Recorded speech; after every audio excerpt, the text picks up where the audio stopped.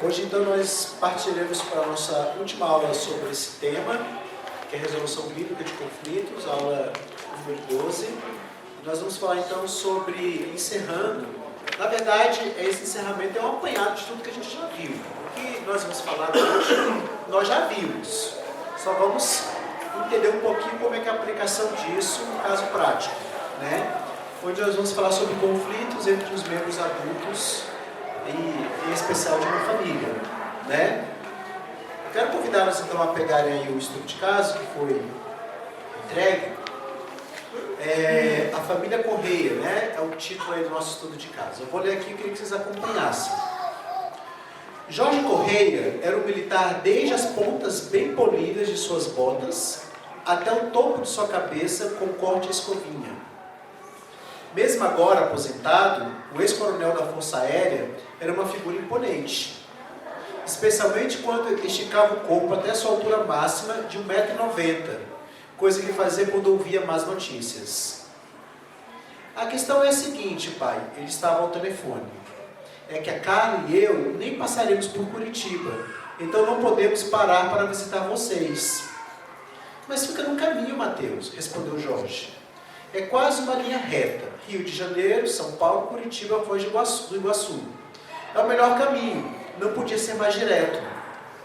Mas estamos passando por Londrina, pai. Isso não faz muito sentido, são uns 400 quilômetros fora do caminho. É o que queremos fazer. Jorge esperou um momento.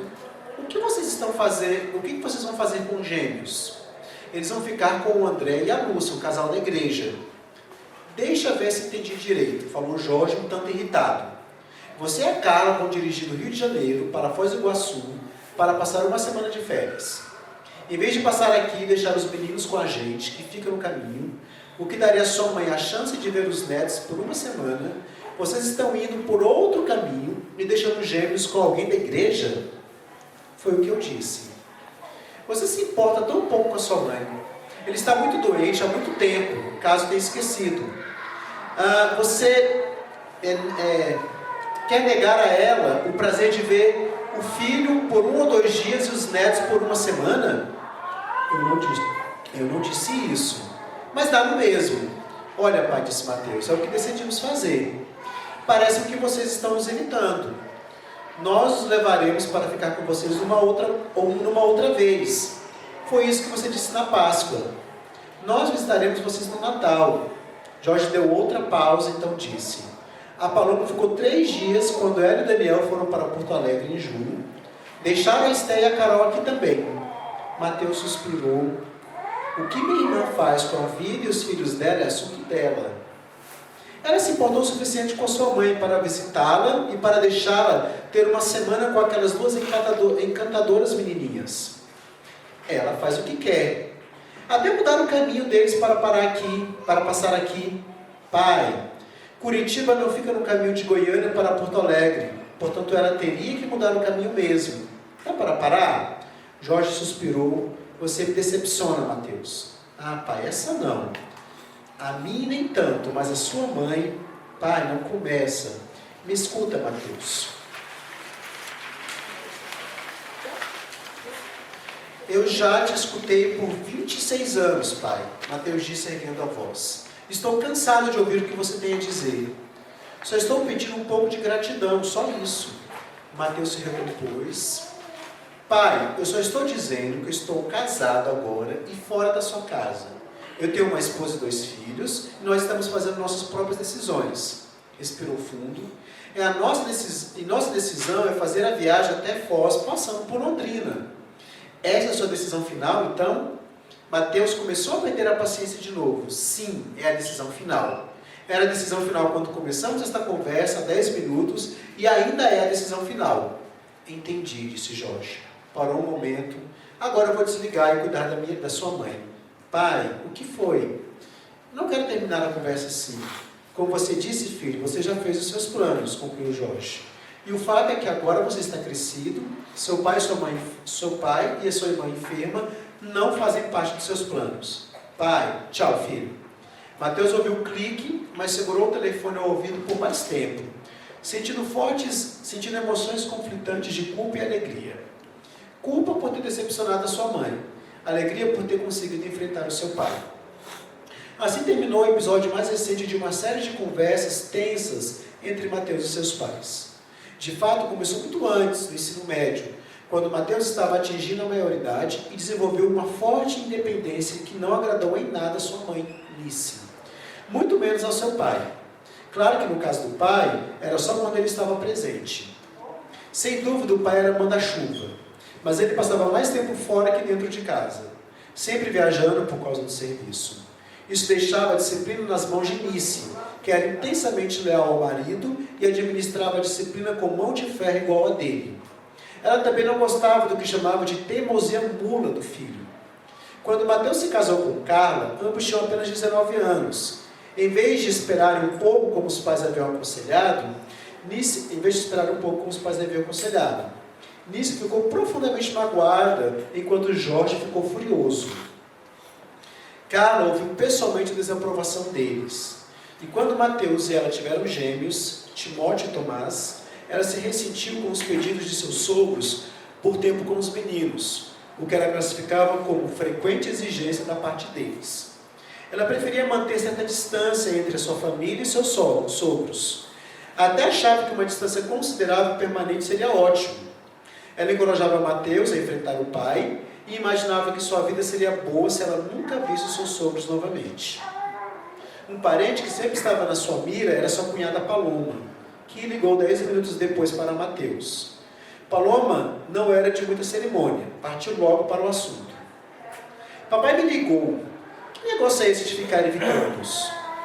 Nós não estamos evitando-os, disse Mateus. Nós simplesmente não vamos passar por Curitiba dessa vez. Você está castigando a mamãe, sabia disso, né?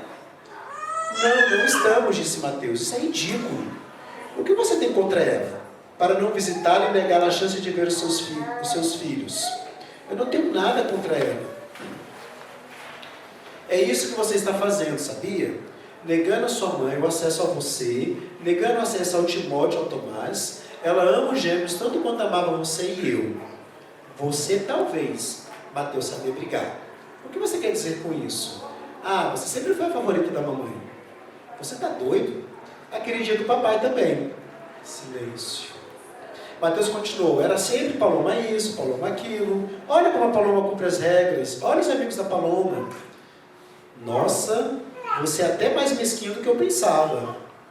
Não foi a Paloma que sofreu quando o papai decidiu mudar a família para outra cidade, quando eu estava prestes a terminar o ensino médio. Mateus, entenda o papai. Ele foi transferido. Ele não tinha que aceitar. Agora entendi. A carreira militar do papai deveria ter ficado em segundo lugar para não custar ao filho um futuro promissor no futebol. Fazer com que você fosse mandado para uma escola maior, onde você não era mais o astro do time. Só estou dizendo que ele poderia ter esperado um ano. Você ainda não os perdoou por terem coragem de disciplinar você por sua rebeldia.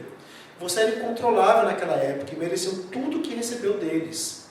E você era um anjinho, né, Paloma? Pelo menos eu escolhi uma pessoa egoísta e sensível para casar. O que a Carla tem a ver com isso? Foi ela quem pediu para você fazer isso, não foi? Que? Essa história de passar por Curitiba foi dela, não foi? Não, decidimos que queríamos passar por outro caminho. Não acredito. Pois é verdade. Que mulher, hein, Mateus? Não deixe os filhos verem os avós. Eu não vou ficar escutando você falar da Carla, disse Mateus. Tchau. E dessa vez foi ele quem desligou o telefone. Então a gente aqui vê um caso de um conflito familiar, né? Que características vocês podem me dar de cada um desses personagens? Da mãe, por exemplo, Alice. Que característica, como que ela é? Amargurada? Por que você acha que ela é amargurada? Amargurada.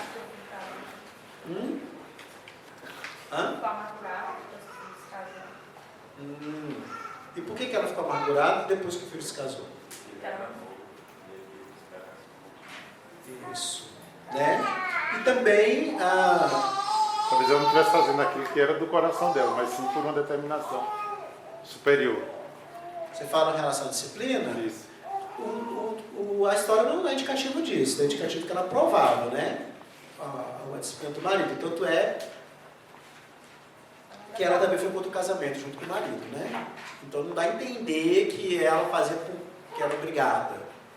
Né? Entender que ela concordava com aquilo e era uma representante do marido quando o marido estava fora de casa, agindo do mesmo jeito que ele agiria.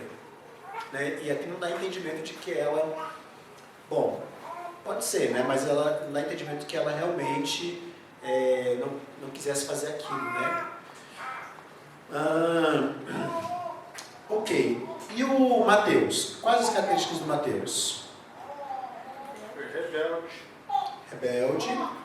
Ele tem uma certa amargura também, né? Ele tem uma amargura, por quê? Jogou na cara da irmã lá, o que os pais dele fizeram e tal. E o que os pais Ele fizeram? perdoou ele. O pai dele teve que mudar de cidade e ele não aceitou isso. Isso. E mais o quê? Hã? Fazia uma distinção entre os dois. Quem fazia? Os pais dele. Os pais. Como é que era essa distinção? Toda família tem um filho preferido. Toda casa tem um filho Mas aí preferido. mostra a visão do Mateus. Isso só tem um, né? né? Inicialmente fizesse. Isso. Era a visão Isso do só teve um, Mateus. O que mais? Autocomiseração. E qual é a atitude do Mateus diante do pedido dos pais? O que vocês acham? Ele está certo? O que vocês pensam? Influenciado pela decisão da esposa, né? Eu acho que tá mais certo. Mas vocês acham que ele está certo, ele está errado? O que vocês pensam disso? E a esposa Ele tinha poderia ter cedido, né? No começo da história, dá a entender que ele fez de forma correta, que ele tomou tipo, a posição e tal, enfrentou o pai. Só que no decorrer você vai vendo que na verdade ele era um rebelde sem causa e na verdade ele simplesmente meio que a mulher fez ele queria ver os sogros e tal e ele aceitou a situação. Então vamos agora para a Nora, né? O que a gente pode... Ela não fala na história, mas a gente fala-se dela. O que se fala dessa Nora? Ela sofreu, né, com os sogros. Ela sofreu, ela ouviu da própria boca deles que eles eram contra o casamento, né? Era ressentida. E ela é ressentida por causa disso. O texto fala que se por ela nunca mais queria ter contato com eles. É Né? razoável. Hã? Que até é razoável. Que isso? O que você A gente não acha? fala que eles são cristãos, né? Então é razoável. Ela não querer aproximação. Eles fazem mal pra ela, pro marido e pros netos. Mas eu discordo. Eu acho assim que quando eles casaram, naquele momento eles foram contra e falaram na frente dela isso. Mas isso não significa que o resto da vida toda ela tem razão de estar onde. Mas o que ela ouviu do marido, Da sua sogra. do marido dela a respeito dos pais dele, ela deve ter ficado cada vez mais E dá a entender que os sogros tomaram a posição de falar alguma coisa para ela e tal. E por isso que eu acredito que ela tenha falado para ele tomar a posição do pai dele, que eu acho que na época ele não deve ter tomado, não deve ter retrucado nada que os pais Ela fala falaram aqui com que ela. os avós constantemente exigiam ver os netos. Né? Que ela chama de uma exigência. Então, o tom da conversa do pai com o filho dá a entender que realmente não era apenas um pedido, né? Era uma coisa mais forte assim.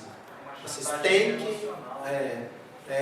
ele usa, o Jorge, né? Usa a doença da esposa para chantagear o filho, né? Para convencer o filho. E a irmã, Paloma? Que características nós podemos ver dela aqui? Ela era protegida mesmo. Isso transparece aí. No entanto, ela deve ter sido uma boa filha também. A coisa não é tão gratuita assim, né? Nem sempre o bom filho é um protegido.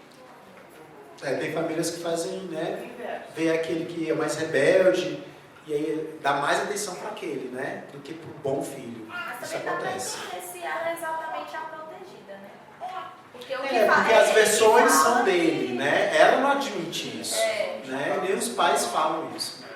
Mas dá a entender o quadro que a gente tem assim, a partir desse diálogo, parece assim que ela era mais certinha, ela cumpria mais as regras da família, e ele era alguém que demonstrava mais discordância. O pai, ele está muito rígido, que provavelmente muitas regras, né? Algumas provavelmente eram boas, outras talvez nem tanto, mas ela parecia que se enquadrava nisso e o irmão não. Aparentemente. Uhum. Porque ela pode parar dentro da família, obedecer, fazer com que os pais vejam que ela está fazendo aquilo que eles querem e virar de costas e fazer o que ela quer. Só a questão, Eu conheço o dado que a gente tem é esse, né? A gente não tem como inferir mais. Porque, ó, até depois de casado, ela parece ter uma relação mais próxima com os pais, porque ela fez questão de mudar o curso da viagem para passar na casa dos pais, para ver os filhos dela, enquanto o irmão não fez essa questão, né? Ela toma partido dos pais, liga pro irmão, né? Parece que tem uma cumplicidade, porque o pai deve ter ligado para ela e ter falado. E ela de 10 minutos, é um tempo muito curto. Ela de imediato liga pro irmão para defender os pais. Então dá para entender aí que tem uma cumplicidade dela com os pais que não tem com o irmão, né? mesmo assim. Eu conheço muita gente que faz assim. Não, não é o caso não. Eu tô falando, eu conheço gente que é capaz de fazer isso, mas fazer outra, Claro. viver uma outra situação Só que- quando está longe. Não, eu entendo. Só que a gente está olhando esse estudo de casa. A gente tem que se ater aos fatos que estão aqui, né? A gente não tem como inferir além. Fala, Thiago. O que dá a entender, Carlos, que eu fiz a leitura total, é que existe um egoísmo muito grande de cada uma das partes. Porque aqui, se qualquer uma das partes abrisse mão de alguma coisa, por mais pequena que seja, não teria criado toda essa confusão. Né? Por exemplo, no caso dos pais, por mais que os pais tenham errado na criação dele, por mais que os pais tenham feito tudo de errado, ele poderia fazer diferente, que dá a entender que ele é da igreja, ele poderia fazer diferente. Porque ele fala que deixou com os irmãos da igreja, né? Os pais deles também poderiam ser da igreja, também poderia abrir um pouco de mão de alguma coisa em função da harmonia da família. E a esposa dele também. Se a esposa dele não fizesse tanto a cabeça dele para ir contra os pais, se ela abrisse mão de alguma coisa também, não teria tido esse conflito. Então ninguém quis abrir mão de nada. Isso. A quem tentou interferir, assim, que aparentemente não ganhava nada com isso, foi a própria irmã, né? Mas ela- ajudar, mas também foi atingir. Mas ela não mediou, né? Porque ela entrou já atacando o irmão. Ela não mediou a situação. Não, Não, e tacou, no ela final ela ainda atacou, né? No Ah? final ela Tá na hora da terminou com chave de confusão. ouro. Como é que é? No final ela acabou com chave de ouro, né? Atacando a cunhada. Não. Aí pronto. Aí, quando ataca a esposa... Mas será que os pais O outro cuidaram dos bebês, ajudaram quando eles nasceram? Mas aí É, tem que faz dar mais entender que difícil, não né? tiveram. Mas não está escrito. A gente não tem como saber disso, né? Ué, mas O que dá a entender é que eles moram longe. Porque eles têm que viajar para a casa dos pais, né? Então, provavelmente não teve essa relação tão próxima, né? Nem da filha também, porque a filha também mora longe, né? Então, dá a se entender. Mas, assim, não dá para a gente ter certeza se isso aconteceu. é O texto diferente não o fala. tratamento entre o filho e a filha quando se fala de neto. No Entendi. natural, normal, né? Mas o problema real é o que o Thiago está colocando, não é esse. Não é se tratou diferente, não é se a mãe se aproxima mais da filha quando ela tem filho do que do filho. Que a tendência realmente é essa, quem se aproxima mais da família é a mãe da mãe, né? Porque ela vai ajudar e tal. Não é isso. A questão é, eles são todos egoístas. Só pensam nos desejos do próprio coração e não estão pensando no outro. O filho não pensa nos pais, os pais não pensam no filho, a irmã não pensa no irmão, não pensa no irmão, está pensando no que os pais querem, né? E talvez no que ela mesma quer. Então está todo mundo aqui pensando em si próprio. Ficar vista pelos pais como uma boazinha. Sim, pode ser que seja isso. No caso também do Mateus, se ele achou tão errada a criação que ele recebeu dos pais dele, ele teria que tentar ser um pouco diferente dentro da sua própria família, né? E aparece que ele está tendo atitudes muito parecidas com o próprio pai. Exato. Geralmente as pessoas elas têm duas tendências quando elas não na relação com os pais. Muitos têm a tendência de imitar os pecados dos pais, aí se estabelece o ciclo de idolatria, né? Então o ídolo do pai se torna o ídolo do filho e vai indo. E muitos têm a tendência de rejeitar totalmente e buscar ser o contrário. E aí assumir novos ídolos contrários dos pais. Como uma forma de demonstrar, sou diferente de você. O problema é que nos dois casos a referência são os pais. A referência dominante. Qual que é o ideal? O ideal é Cristo ser a referência. Eu revelo Cristo para os meus pais, independente de como eles me criaram. Cristo se torna a minha referência. E aquilo que os meus pais me ensinaram, que é referente a Cristo, eu assimilo. O que não for, eu rejeito. Né? Mas Cristo é a referência. Então, o ideal não é que eu ou reproduza as idolatrias dos meus pais, ou rejeite tudo que eles eram e não queira distância. O ideal é que eu reflita Cristo para eles. Porque Cristo tem que ser a referência sempre. Né? Então vamos ver como a gente pode ajudar essa família a lidar com esse conflito. O que precisa acontecer? Né? O que nós, conselhando uma família que está com esses problemas, com essa dificuldade, como nós poderíamos agir para ajudar essa família? Primeira questão que eu gostaria de destacar é uma questão o Tolstói fala o seguinte: famílias felizes são todas iguais, cada família infeliz é infeliz a seu modo. Uma parte do que ele fala de fato é verdade, né? Só que ele não trabalha a questão da raiz do conflito, né? É claro que cada família tem um conflito diferente, a infelicidade de cada família é promovida por algo diferente. No entanto, o que é comum em todos os conflitos é o pecado. Se eles não estão conseguindo lidar e se relacionar como deveriam, porque há pecado não confessado, não perdoado, há algo nessa família que não foi levado à cruz, né? E é claro que ele não vai trabalhar isso daqui. O Paul Tripp, ele fala o seguinte: muitas vezes as pessoas, quando estão em conflitos, ou lutando contra um pecado ou algo parecido, ou o próprio pecado ou o pecado do outro, elas querem o quê? Explicações. Todo mundo que vem para o aconselhamento fala assim: pastor, por que eu estou passando isso? O que está acontecendo? Eu não estou entendendo nada. Elas querem explicações. As pessoas querem explicações para os seus problemas. Aí ele fala assim: não é isso que elas precisam. Elas não precisam de explicação, porque nem sempre vai ser explicado, né? O que elas precisam é de imaginação. Elas precisam de imaginação. O que é, então, essa imaginação? É a capacidade das pessoas verem o que é real, mas é invisível. É a capacidade das pessoas enxergarem o reino de Deus, que é real, mas que é invisível. É isso que nós precisamos ajudar as pessoas. Elas vão querer estratégias, técnicas, que ajudem as coisas a melhorar. Então, todo mundo, sem exceção, que vem pedir ajuda, fala: o que eu faço para mudar essa realidade? Eles querem uma técnica, uma estratégia, né? Mas o que Deus oferece? Deus oferece muito mais. Deus oferece para essas pessoas uma forma diferente de olhar a sua própria família. Uma forma diferente de ver como elas podem glorificar a Deus no meio daquela confusão toda. É isso que é a grande questão. É sair da proposta pragmática, como resolver a situação, para a proposta bíblica. Como lidar, como ver essa situação, como reinterpretar essa situação. Então a gente precisa ajudar as pessoas a terem imaginação mais do que técnicas de resolver problemas. E quando a gente vai trabalhar a resolução de conflito, é exatamente isso que a gente vai ajudar as pessoas. Elas não vão querer isso. Mas é isso que nós vamos oferecer para elas. Porque é isso que vai ajudá-las. Né? Nós não somos aqui um amontoado de técnicas para resolver problemas.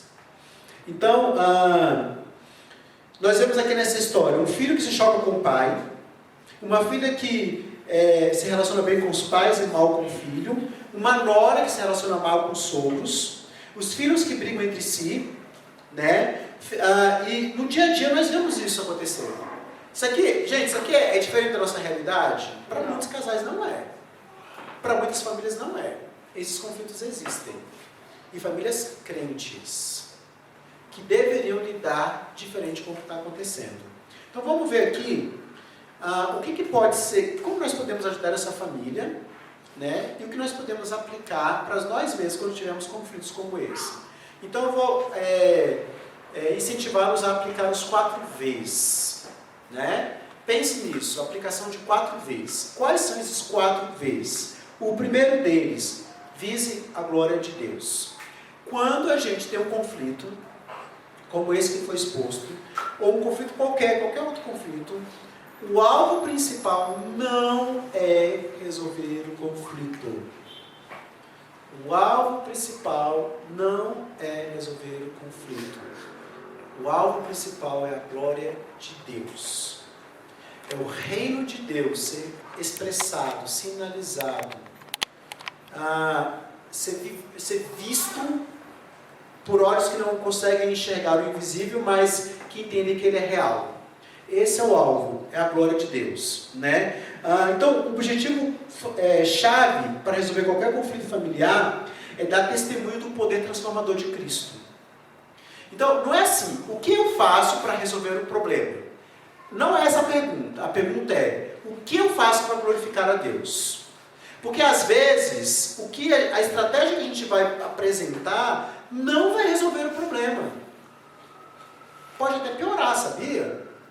Às vezes um filho como o Jorge chegar para o pai e falar assim, pai, eu queria pontuar os pecados que o Senhor cometeu contra mim durante toda a minha vida, que eu estive aqui na sua casa. Mas eu não estou pontuando aqui para jogar na sua cara. Eu estou pontuando aqui porque eu quero mostrar para o Senhor os seus erros e ajudá-lo a ser como Cristo. E eu vou pontuar.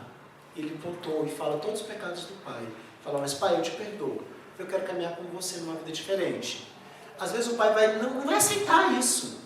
O pai pode dizer, não, mas eu não fiz isso. Foi para o seu bem. Ele pode justificar os seus pecados e não enxergar de fato e não ir ao arrependimento. E o conflito piorar. Mas qual que é o alvo? A glória de Deus. É mostrar quem Cristo é e o que Cristo quer que sejamos. Esse é o alvo, né? Então, lembrar que nós somos, primeiramente, servos de Cristo. Eu preciso lembrar disso antes de resolver. Eu sou alguém em Cristo. A minha identidade não é definida pela minha família, não é definida pela circunstância, não é definida pelos meus pecados. A minha identidade é definida por minha relação com Cristo. Então eu preciso me lembrar disso antes de resolver o conflito. A morte e a ressurreição de Cristo mudaram o destino da minha vida e da minha família. Agora nós temos o Espírito Santo que habita em nós e nos capacita a lidar com questões como essa. Não do jeito que a gente quer, não no sentido pragmático, mas do jeito que agrada a Deus. Então, cada membro da família deve entender essas boas novas e proclamar através de suas palavras e ações. Então, a primeira pergunta que você tem que fazer para aplicar esse primeiro V, que é visa a glória de Deus, é: como posso testificar do que Cristo está fazendo na minha vida? Como posso glorificar a Cristo com o que digo, com o que eu faço? E como posso interagir com os outros membros da família, glorificando a Cristo? Então, lembre-se, o alvo é testemunhar de Cristo, fazer Cristo brilhar, tirar os olhos de você mesmo, fixar-se em Deus e nas suas metas, abrir mão da sua agenda em prol da agenda de Deus. Então, o filho pode negar o contato dos netos com os avós? Não. Uma nora pode negar o contato dos netos com os avós? Não. Por mais difíceis que eles sejam. Porque são os avós. É parte da história da vida daquela criança. É parte da história redentiva de Deus para a vida dela. A gente tem que entender o seguinte: a grande questão não é a minha história pessoal, gente, que conta. É a história da redenção. E a história da redenção passa por famílias complicadas, famílias difíceis. E o neto amar os seus avós faz parte dessa história, mesmo com os defeitos dos avós. E quantos avós têm que no contato com os netos, Deus transforma o coração dos avós? Quantas vezes a gente ouviu falar disso, né? Nossa, o meu pai comigo era totalmente diferente de como é com os meus filhos. E Deus mudou aquela vida, Deus transformou, Deus aperfeiçoou, eles estão mais santos, ele é alguém diferente. Então, por mais que tenha, os meus sogros foram contra o nosso casamento, isso precisa passar pelo perdão, porque o propósito não é os meus direitos, a minha agenda, o que eu quero. O propósito é a glória de Deus. A história do Redentor. E a história do Redentor não é a história da minha família. A história dele é maior do que a minha história. E a minha história, na verdade, ela está dentro da história da redenção.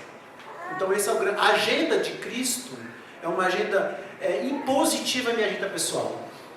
Então eu não posso alimentar nos meus filhos, por exemplo, o rancor aos meus sogros. Por pior que eles sejam, mais difícil que eles sejam. Né? Também não vou passar uma imagem romanceada deles. Né? A gente pode apresentar os pecados deles, mas apresentar que apesar dos pecados deles são os avós e precisam da relação com os netos. Né? Isso, nossos filhos não vão conviver só com gente que é perfeita. Né? Não vão conviver. Então a pergunta é, como eu posso glorificar a Deus no meio desse conflito?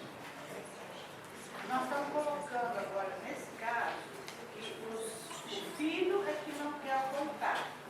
Isso. E a nora também, né? Os dois não querem. Sim. E quando mas no caso da nora, quando não quer, o filho está fazendo o correto, porque ele está se juntando à esposa dele. Mas ele está se juntando. Ele está se A juntando. esposa Não, dele. deixa só. Essa que é a grande questão. A união com o meu cônjuge, ela é impositiva na relação com os pais para glorificar a Deus, não para me unir no pecado contra os meus pais. Porque o alvo aqui é a glória de Deus. Então eu não posso me unir com a minha esposa para cometer pecado contra os meus pais. Estou errado. É uma união má. Nesse sentido ela é ruim. Entendeu? Mas, e quando são os avós que não querem contato com os netos? Eles também estão Tá pecado errados. mesmo jeito. Eles estão Porque mesmo. Sim. existe muito isso. Claro, Fazer claro. diferenciação e falar, não, eu tenho esse aqui, está muito bem, eu não preciso do que Ó, deixa eu falar uma coisa para vocês.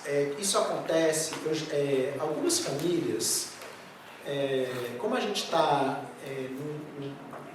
no ramo da adoção, digamos assim, a gente conversa com famílias, tem contato com outras famílias que adotaram crianças. E acontece isso.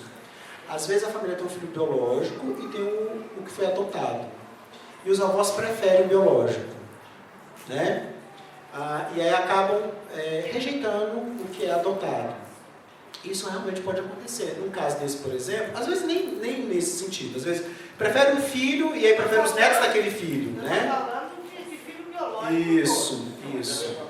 É mais difícil, mas pode acontecer. Eu estou dando um exemplo muito claro, porque isso é mais comum acontecer de avós agitarem filhos que foram adotados. Né? Porque tem essa questão, não tem meu DNA, não tem minha cara. Né? Não é meu neto. Hã? Não é meu neto. Exatamente. No caso desse, por exemplo, o casal tem 2 filhos, um biológico e um adotado, e os avós fazem essa diferença. Seria errado evitar um pouco o contato para proteger o filho adotado? Uhum. É errado? No começo, eu acho que, enquanto a criança não tiver maturidade para lidar com essa rejeição, pode haver um certo distanciamento. Né? Enquanto ela não... Isso precisa ser deixado claro para os avós. Não no sentido punitivo, Não, mas no pra sentido proteger a protetivo. criança, Pode haver um certo distanciamento. Mas conforme a criança... O que é o ideal? É a gente trabalhar o coração do nosso filho para que ele mesmo lide com essa realidade quando estiver maiorzinho. Né? Mas, sim, eu acho prudente, para proteger a criança, um certo distanciamento nesse caso específico. Para protegê-la do pecado dos avós. Né? Você vai falar? Não, só, tipo assim, esse tipo de situação você conversar com os avós, né? Tipo, O problema é que... fazendo isso, olha como é que você tá agindo. Não, a conversa sempre tem que acontecer, sempre tem que haver. Só que nem sempre a conversa vai resolver, né? Às vezes os avós não vão ou admitir, ou não vão ceder, vão falar, Vou achar que não. vocês estão errados, a decisão de vocês não consultaram a gente para a decisão de vocês, a gente vai agir do nosso jeito. Pode acontecer, né? Mas muito assim, triste. conversar para que talvez eles futuramente, com nosso Não, sim, sempre conversa, sempre tem que ter a comunicação, sem dúvida, né? Tem que ser a conscientização. As relações, assim, de uma maneira geral, não vou usar da seguinte expressão. A relação que se expressa de forma caída, era quase sempre baseada em expectativas, né? A gente pega como caso clássico de Isaac e Rebeca, e cada um criou preferência por um dos filhos. Isso. E baseado em expectativas, né? Afeta a relação dos irmãos, porque, por exemplo... Mas você pode... Mas Isaac, Esaú e Jacó, né, Deus havia falado para Isaac que o filho mais novo receberia a bênção e ele seria o descendente. Isaac não ouviu, mas não atendeu a voz de Deus e quis abençoar. Ele foi pela tradição e não pela revelação. Né? E aí gerou todo esse conflito. Eu acho que o problema começou em Isaac. Quando Isaac criou Esaú para ser o herdeiro e não Jacó, como Deus havia dito para ele que ele teria que ser. A própria atitude deles, quando eles se reconciliam, quando eles se encontram, vão se abraçar, vão se beijar, chorar e tudo. É interessante porque o primeiro ato de Jacó é um ato de adoração. Né? Claramente ele se prostra e visivelmente ele adora a Deus. E aí é o que estabelece a mudança, porque é quando ele começa a ceder, para que de fato os irmãos possam se reconciliar. Então assim, a grande dificuldade eu acho que é isso, porque nós não temos facilidade em ver a relação como um ato de adoração. E um ato primário de relação com Deus. A dificuldade muito grande de se relacionar com o outro como um ato para Deus, né? Exato. Exatamente.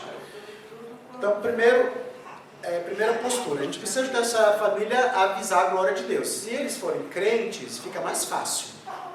Porque eles não podem negar que esse é o alvo da vida cristã. Né? Segundo atitude. Segundo veja a primeira trave do seu olho. Né? Como o Tiago colocou, há o coração do conflito. E o coração do conflito são desejos que viram exigências. Quais são as exigências do Jorge?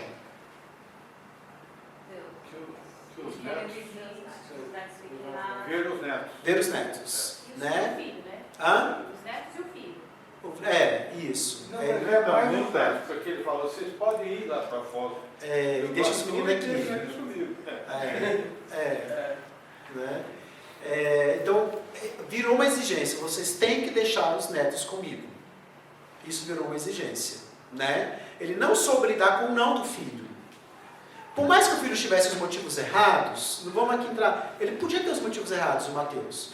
Mas o pecado do outro contra mim não justifica o meu pecado contra ele. Então ele podia ter agido diferente, mas essa era uma exigência dele.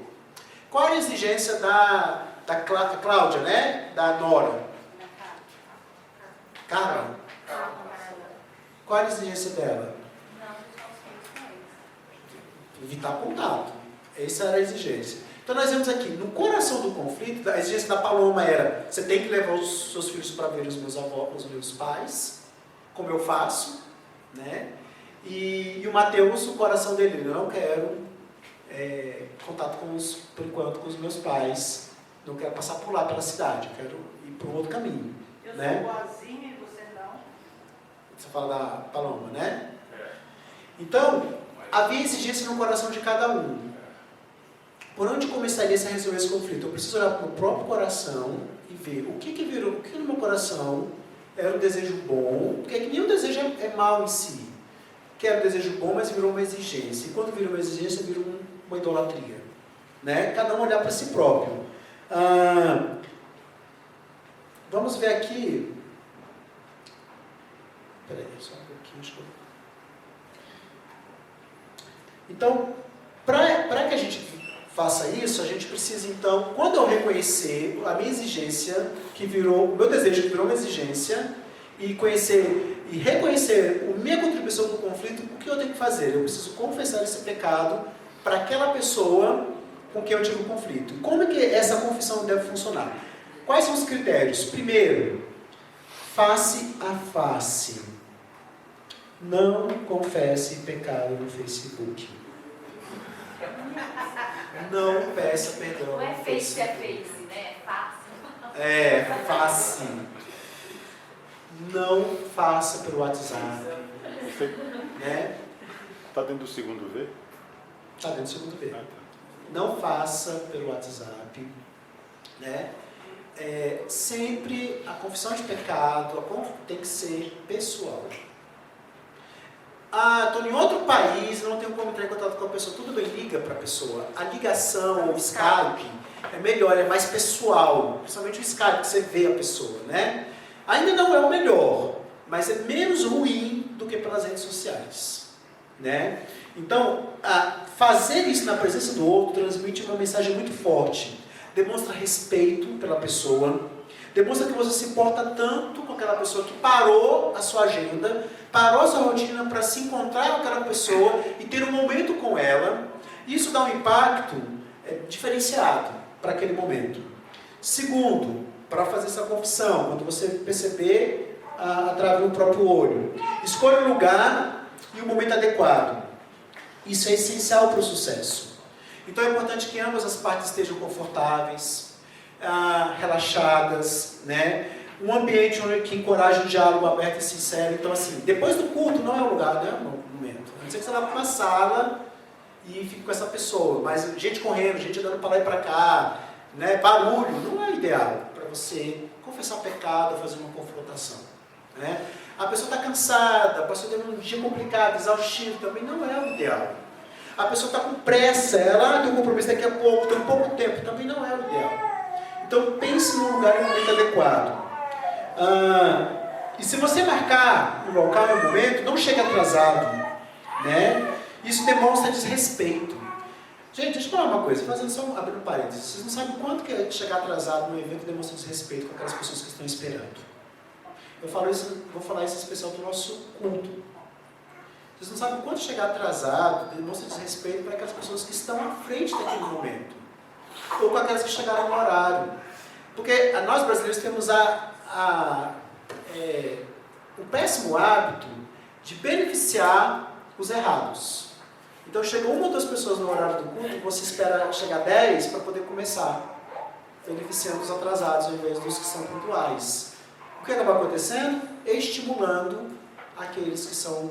Estimulando todo mundo a chegar atrasado, né? Porque eu sou punido por chegar no horário e o outro é beneficiado por chegar atrasado. Não faça isso quando você for conversar com uma pessoa. Se você marcou um horário, um local, chegue no horário, até se antecipe se for o caso, né? Mas cumpra o seu compromisso com a pessoa e planeje o que vai dizer. Não tem problema você colocar no papel os pontos que você precisa conversar com a pessoa. Não tem problema você colocar no papel o discurso inicial, como você vai começar a conversa. Né? Isso te ajuda a organizar o raciocínio, a organizar as ideias. Não tem nenhum problema isso. Né? Então, primeiro V, visa a glória de Deus. Né? O segundo V, veja a primeira trave do seu olho. Terceiro V, vá e mostre o erro do seu irmão, sempre ministrando o Evangelho. Então aqui é a confrontação. Aquele mesmo momento que você marcou para confessar o seu pecado, você sempre começa com você. Sempre falando de você, do seu próprio pecado, da sua contribuição para o conflito. Aí no segundo momento, aí você vai mostrar o pecado do outro. Né? Então, como é que a gente vai fazer essa confrontação? Quais são os elementos de uma confrontação bem-sucedida? Quando possível, releve ofensas pequenas. Eu já falei sobre isso. Então, você não precisa confrontar tudo.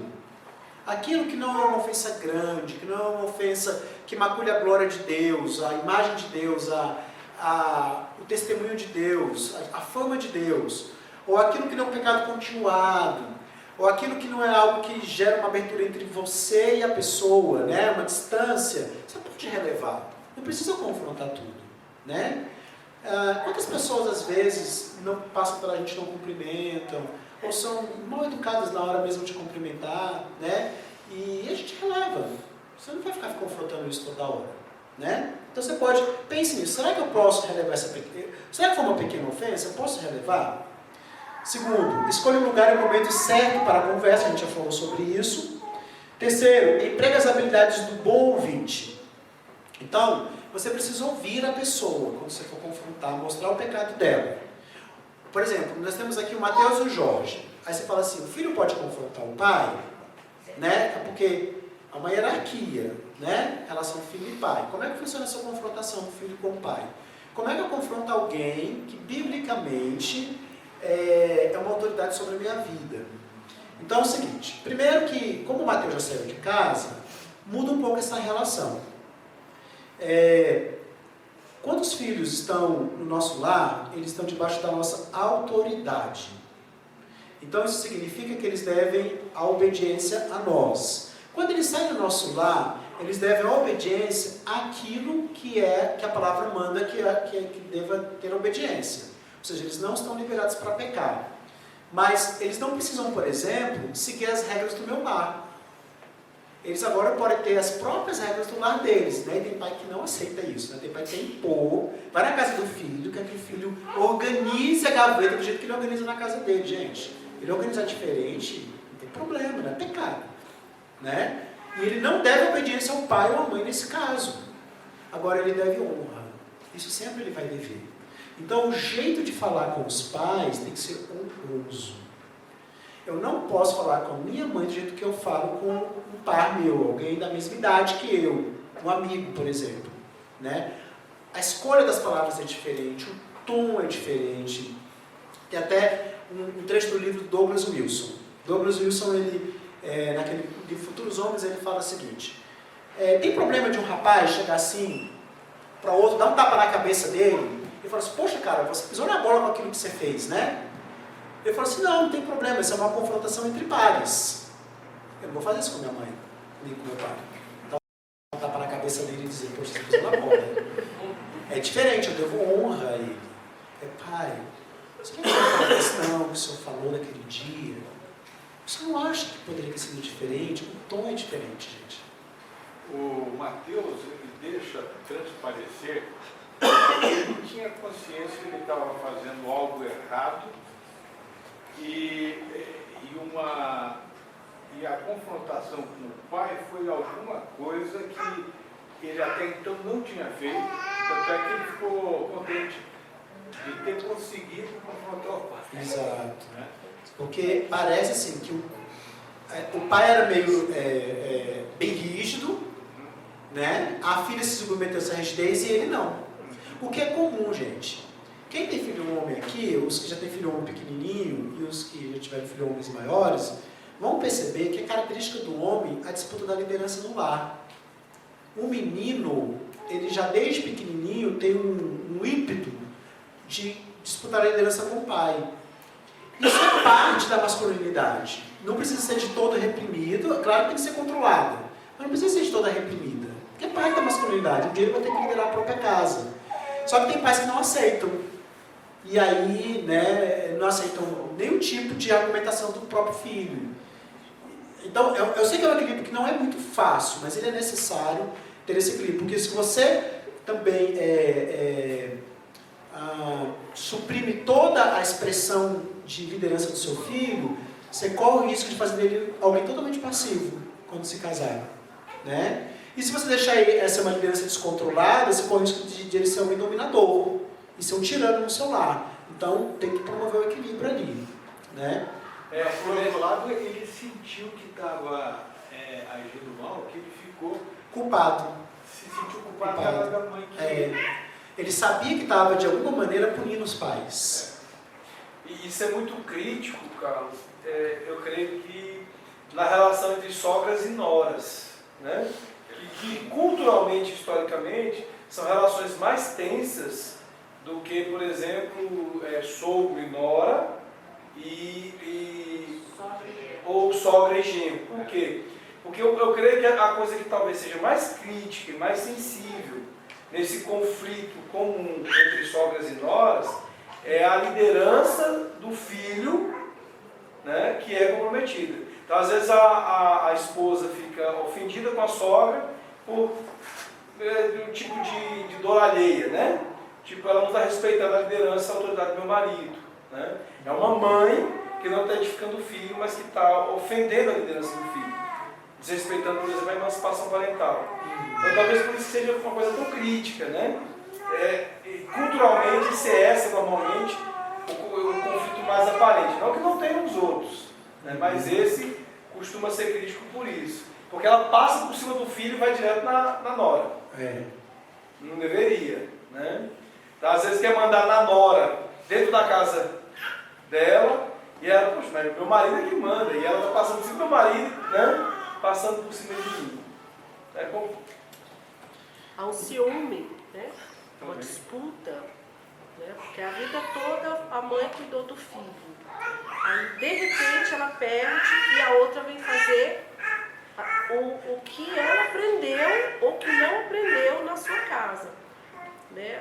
Do jeito dela. Do jeito ela dela. não tá fazendo do Então, jeito assim, da mãe do menino, né? A mãe toda a vida organizou bem a gaveta, né? Vou usar o exemplo da Simone Quaresma que nós tivemos lá no acampamento. E ela vai visitar o filho sempre andou com as roupinhas bem passadinhas, né? A gaveta bem separadinha e organizada. Ela chega lá e encontra o guarda-roupa despencando, com roupa para todo lado. Como assim? Meu filho nunca usou uma meia, né? Aí pega uma meia branquíssima, que ele usava enquanto estava comigo, e uma meia bem encardidinha depois que casa. Mas isso tem que ser cortado e respeitado, né? Não importa mais, né? A forma com que, se ele não comia comida fria e hoje come, como o Alex, né? Come fria, restinho de papá lá do Vinícius, do Benjamin, não importa mais, né? É a vida dele com a esposa dele. Agora, isso não interfere na relação minha como mãe de ser bem recebida, né, tratada. Não vou ultrapassar o passo de mandar na casa da minha nora. Isso é terrível, é um assassinato. Porque quem manda naquela casa pode estar de perna pro ar, é casa dela. Só que o que tem que ser perceptível é que não é um conflito apenas com a nora, mas é um ataque frontal à liderança do filho. Também. Indiretamente. Porque às vezes ela pensa assim, eu estou confrontando a minha nora, estou peitando a minha nora. Não. Desrespeito o filho. Antes a agressão é contra o próprio filho e a liderança dele dentro da casa dele. Mas a mãe não vê o filho como um líder. Vê como um filhinho da Vê como mamãe. um bebê, um filho. Sabe de quem faz lembrar? Vocês lembram de uma personagem de novela chamada Armênia? Que tinha as filhinhas da mamãe? Mas uma ilustração grosseira, né? Desse tipo de perversão. Não tira o pastor de silêncio, gente. Sincero. Mas uma ilustração que mostra eu lembro, sim. esse nível de perversão conta a história mais ou menos de uma mãe assim. A nora foi elogiar o genro, né? Falou, nossa, meu genro é muito bom. Você acredita que ele leva até café da cama da minha filha? Mas você acredita? Não, o casamento do meu filho não é bom. Você acredita que até café da manhã na cama minha nora quer? Tá vendo? Boa, muito boa. São diferentes. Então, empregue essas habilidades. Ouça a outra pessoa, tá? E edifique e não destrua com as palavras. Use bem as palavras. A ideia não é brigar com a pessoa, é ajudar a pessoa a ser como Cristo. Não se esqueça do primeiro veio. Visa a glória de Deus. Como é que a gente visa ajudando? Eu tenho que pensar, como eu preciso ser como... O que eu preciso fazer para ser como Cristo? E o que eu preciso... Como eu ajudar outra pessoa a ser como Cristo também? Aí aqui, gente, dá para enxergar aí? Nossa. Como é que a gente vai fazer essa questão? Né? Como é que eu vou cultivar esse espírito perdoador? Antes da conversa, eu preciso trazer à memória situações em que eu fui perdoado por Deus. E aí você pode fazer isso aqui que eu estou sugerindo. Leia 2 versículos sobre o curso do perdão que você recebeu em Cristo. 2 versículos sobre a maravilhosa graça de Deus. E 2 versículos que apontam para como você deve agir com base no perdão e na graça. Né? Isso aqui é antes da conversa. Então alguém pecou contra você. Você precisa ir para a confrontação amorosa. Então, isso aqui é antes da conversa. Durante a conversa, o que eu preciso verificar? Eu tenho acesso à pessoa? Pessoal, face a face? Se eu tiver, tem que ser pessoal. Se eu não tiver, use ou o telefone ou o Skype. Mas, preferência pessoal. Segundo, verificação que eu preciso fazer. Essa pessoa é crente? Né? Porque aí, se for crente, vai ser diferente do não crente. A gente vai ver isso aqui. Terceiro, essa conversa terá benefício significativo para o crescimento da pessoa? Ainda estou em dúvida? Se eu estiver em dúvida sobre o que eu devo fazer, vou buscar o conselho antes de conversar com a pessoa, né? Então tá, chegou na conversa, se autoanalise, tira a trave do olho. Sou inteiramente inocente desse conflito? Se não, eu vou acertar a minha parte antes de prosseguir. Pedir perdão pelo meu pecado sem mencionar a ofensa sofrida. Tá? Então, trave do olho. Primeiro eu vou confessar o meu pecado. Se eu sou inocente, se eu não contribuir para o conflito, né? Então, eu vou para uma reação. A minha reação ao pecado da pessoa foi correta? Eu vou ter que me analisar. Então, primeiro, eu contribuí para o conflito? Não. Não contribuir. Se contribuir, eu vou fazer a minha parte. Se a minha reação foi correta ao pecado dela, se não, sempre eu vou acertar o quanto antes com Deus. Eu vou confessar o meu pecado de reação ao pecado da outra pessoa. Se eu fofoquei da pessoa, eu vou acertar com a pessoa, eu vou acertar com as pessoas com as quais falei, sem envolver outras mais, né? Porque como é que eu restituo uma pessoa quando eu a difamo? Retirando de todas as pessoas para quem eu difamei aquela pessoa o que eu falei. Não é só lá pedir perdão para a pessoa de quem eu falei, eu preciso restituir a fama da pessoa, né? E depois eu vou me acertar com a pessoa. Então, ok. Eu vi que eu sou inteiramente inocente, a minha reação foi correta, ok. Aí eu vou confrontar a pessoa, né? Quando que não é necessária a confrontação? Quando é uma pequena ofensa, eu posso cobrir com amor e perdoar a ofensa sem confrontação. E não posso dar lugar à amargura, mas ir com o espírito realmente de perdoar, né? Ok, então vou confrontar. Confrontei, e aí eu já confrontei a pessoa. Eu preciso, nessa questão da confrontação, perguntar para mim mesmo, será que alguma coisa me impede de confrontar? O que eu estou desejando nesse momento? Qual é a prioridade do meu coração? Né?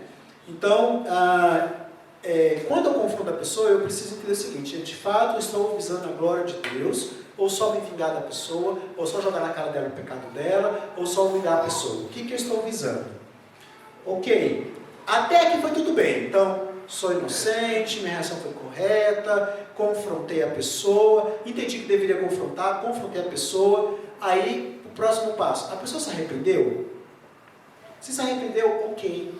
Eu ganhei meu irmão, como Mateus 18,15 fala. Esse é o alvo. Agora, ela pode não ter se arrependido. Não é? Eu falei aqui para vocês. Nem sempre fazer o que Deus manda vai resolver o conflito. Às vezes a pessoa não se arrepende. Então, se ela não se arrependeu, o que eu vou fazer? Primeiro eu pergunto, é um crente? Se for um crente, Mateus 18,16. O que Mateus 18,16 fala? Chama alguém para mediar uma nova conversa. Não desista. Chame, peça ajuda de um mediador e converse novamente com a pessoa. Agora a pessoa não é crente. Aí eu não tenho como. Aí eu posso chamar um mediador também, né? Mas ela ainda não se arrependeu, eu tenho que ir até onde for possível. Alguém pode ler Romanos 12,18, por favor?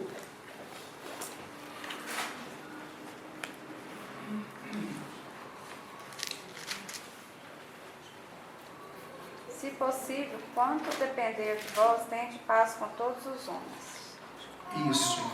Então é o seguinte, ela não se arrependeu. A próxima instância, dependendo do pecado, se for um pecado considerado crime pela nossa lei, ou eu posso perdoar e não mais tocar no assunto com aquela pessoa, ou eu posso ir para a justiça comum. Né? Mas o texto fala que se depender de mim, eu tenho que ter paz para com todos os homens. Então, se for possível algo em que, mesmo a pessoa não tendo se arrependido, eu perdoo de coração e possa parar por ali, então eu paro. E eu promovo paz com essa pessoa. Né? Agora, em tudo isso, com o não crente, eu preciso lá para o último quadrinho ali, aqui, ó. Investir tempo e esforço concreto para vencer o mal com o bem, conforme Romanos 12 diz, agradecer a Deus por seus propósitos perfeitos, orar pela pessoa e atingir a vida da pessoa de uma maneira prática. Então, em todos os casos, eu preciso sempre levar isso em consideração. Mas esses são os passos que a gente deve ter, então, quando a gente vai trabalhar uma resolução de conflito, né? Levar em consideração essas questões e caminhar nesse sentido. Pastor, isso aqui vai dar certo? Nem sempre. O alvo não vai dar certo, gente. O alvo é fazer o que Deus manda. Nem sempre vai dar certo. Pastor, e quando é aquele conflito imediato? Conflito o quê? Imediato. Que você... Não é uma coisa que vem... Aí está parecendo Como assim que dar é um uma... exemplo? Houve um problema e eu estou com minha esposa, digamos, pode ser, discutindo aquela situação. Como Pois é, mas como se que vocês resolver? discutiram, é porque já há alguma coisa. Assim, Não, pode ser alguma coisa que aconteceu. um imediato pode ser batida de trânsito. Você não conhece a pessoa, né? Isso, ponto. Né? Não conhece a pessoa, você não, nunca viu e teve um conflito ali. Ela bateu no seu carro. O ideal é que isso tudo vocês estão cristalizado na sua vida que vira automático. Então você já sai do carro pensando no automático. Dá um bufete nele. Como eu glorifico a Deus nessa situação? Né? Mas foi isso que aconteceu. O exemplo Sai está do carro, dando o que qual aconteceu. deveria ser a primeira pergunta que eu deveria fazer para essa pessoa que bateu no meu carro? Você está bem? Se machucou? Está tudo bem com você? Né? É a primeira pergunta. Eu tenho que me preocupar com o bem-estar da pessoa antes de me preocupar com o meu carro. Porque a pessoa pode ter se machucado, mesmo ela tendo batido. Né? E aí, a partir daí, você vai ver como nós podemos resolver isso, né? Da melhor maneira possível. E ir para o diálogo. Né? Então, se a gente fizer isso nos conflitos do dia a dia, isso vira automático na gente. Já é parte do nosso ser. Né? Uma das vezes que a gente estava Parecia que eu viajando, tinha estudado isso aí. e eu estava acompanhada, e eu não sei que cargas d'água, eu caí numa outra Sempre tinha medo. né? Material. E as bengalas saíram da minha mão, bateu no carro. Estava estacionado. O cara que estava dentro do carro saiu, foi ver o carro, Não tem jeito não, né? sem se preocupar comigo se eu tinha caído, se eu tinha acontecido alguma coisa. Eu estou só lembrando, isso não significa que ele seja crente ou não. Eu nem sei, eu conheço. Mas a gente também pode fazer isso. Mas aí, por exemplo, se acontece isso comigo, né? Alguém se machuca e eu estou mais preocupado com o meu carro, com o meu bem, do que com a saúde da pessoa. O que está acontecendo? O que está acontecendo ali? Está revelando o meu coração. Que eu sou alguém que pensa mais nos próprios bens do que no bem-estar do meu próximo. Aí, isso pode acontecer com qualquer um de nós, gente. Pode acontecer. E aí é o momento que Deus mostra assim pra gente, olha, você precisa amadurecer nessa área. Aí eu vou, confesso meu pecado, em todo esse processo, Mas né? eu acho que o mais natural é a gente chegar e perguntar para a pessoa se está bem. Eu acho. Isso é o que a senhora acha, mas não é o que é o outro lá. Esse versículo, que depender de vós, tenha paz com todos, está querendo dizer que eu conheço uma pessoa pacificadora. Sim, pacificadora. Então, eu tenho que, geralmente, fugir da briga. Se eu falo assim, se é uma situação conflitante, eu não vou, não é aquele ditado, eu dou um boi para não entrar e dou uma boiada para não sair. Então, mas aí vai depender. Porque é o seguinte, a ideia aqui não é você ser amante da paz. O amante da paz é o que evita o conflito. A ideia é você ser pacificador. O pacificador resolve o conflito. Para chegar ali naquele versículo, você já fez toda a confrontação. Exatamente. Né? Então, quando fala assim, se possível, tente paz para com todos, faça o que Deus manda em sua palavra para pacificar. Essa é a sua parte. Então, não contribua para o conflito, não se exaspere com a pessoa, não deixe ele dominar o seu coração na hora de confrontar. É isso que ele está querendo dizer. Você tem que pegar todo o conteúdo bíblico para analisar esse versículo. E é o que a gente está colocando nessas aulas. O que é ser pacificador? É fazer o que Deus manda para resolver o conflito. Não é fugir do conflito. Às vezes é fugir, dependendo. Por exemplo, a pessoa vem me agredir, né? E a única solução que eu posso ter naquele momento é agredir a pessoa também. Às vezes eu preciso fugir da pessoa para evitar um conflito maior. Isso, nesse caso específico, é uma pacificação. Mas nem sempre. Então vai depender da situação. Né? A gente vê Paulo fugindo, né, de alguns conflitos. Ele fugindo de pessoas que estavam perseguindo ele. Então, quarto V, vai se reconciliar. E para a reconciliação deve haver perdão. E o que vai significar esse perdão? Que você não vai mais pensar na ofensa cometida contra você. Você não vai ficar alimentando isso na sua mente, né? Você não vai mencionar a ofensa e não vai usar contra a pessoa. Você não vai fofocar da pessoa, do pecado dela cometido contra você. E você não vai permitir que a ofensa fique entre você ou que prejudique o seu relacionamento pessoal. E isso aqui é perdão, são atitudes práticas. Não necessariamente tem a ver com sentimento, mas com atitudes práticas. O que eu faço, né? Bom, aí você me pergunta, pastor, falar é fácil. Tudo isso aí que o senhor está falando. Não é você que está vivendo o que eu estou vivendo? Falar é muito fácil. Eu quero ver é fazer isso aí, né? Eu concordo com vocês, não é fácil. Por isso nós precisamos de Cristo. Uma vez o Paul Washer, numa pregação, ele falou o seguinte: vocês todos falam que tentam ser como Cristo, que amam Jesus, canta que ama Jesus, né? Vocês vivem falando isso, mas eu vou provar que vocês não fazem isso, que é só da boca para fora. Quanto tempo de oração vocês estão tirando por dia para se relacionar com Jesus? Então, ninguém pode dizer aqui que não tem como viver isso daqui se não tiver uma vida de oração. Se não tiver uma vida realmente de relacionamento com Jesus Cristo. Isso significa que se você não tiver essa vida, se você simplesmente encarar isso daqui como técnicas para resolver conflito, a parte de uma relação com Cristo, você não está fazendo o que Deus manda que você faça. Ou seja, se o conflito não se resolver, não é porque o que a palavra diz não é eficaz, é porque você não está vivendo o que a palavra diz. O problema está com você, não está com a palavra. Né? Então, para que a gente resolva o conflito, a gente precisa ter uma relação intensa com Deus. Nós precisamos orar todos os dias, muito. Nós precisamos ler as Escrituras, nós precisamos ter vida devocional, nós precisamos meditar. Nós precisamos ser frequentes à igreja. Nós precisamos ouvir a pregação da palavra, o estudo da palavra. E quando a gente tiver dificuldade, diante de todos esses meios de graça que Deus nos dá, quando nós tivermos dificuldade, precisamos pedir conselhos a pessoas que possam nos orientar. Mas antes de fazer isso, não me diz que você está tentando. Você não está tentando. Você não está tentando. Se você não tem vida de oração, não lê as Escrituras, não medita, não é frequente à igreja, não participa do sacramento, você não está tentando. Você está tentando, está se enganando, tentando enganar Deus, tentando enganar a gente aqui. Né? Para tentar de verdade, você tem que fazer o que a Escritura diz que você tem que fazer. Né? Então, eu tenho certeza que quem realmente vive uma relação profunda e íntima com Deus, em Cristo Jesus, e utiliza esses recursos que as Escrituras nos dão para resolver conflitos, pode até não resolver o conflito porque não depende da pessoa, não depende de você. Mas você não vai contribuir para o conflito.